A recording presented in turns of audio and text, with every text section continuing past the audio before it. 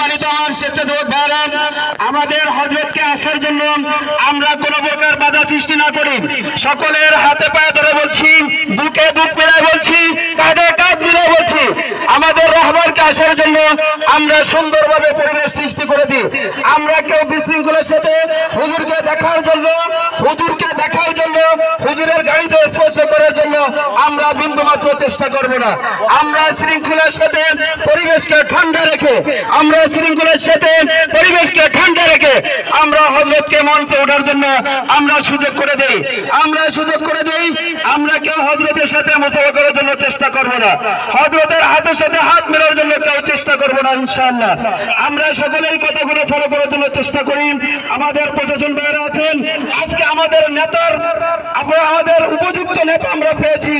এই উপযুক্ত নেতার উপস্থিতিতে যে আমাদের পরিবেশ যদি বিশৃঙ্খলা হয়, আমাদের পরিবেশ যদি শান্ত না হয়, তাহলে আমরা প্রশাসন ভাইকে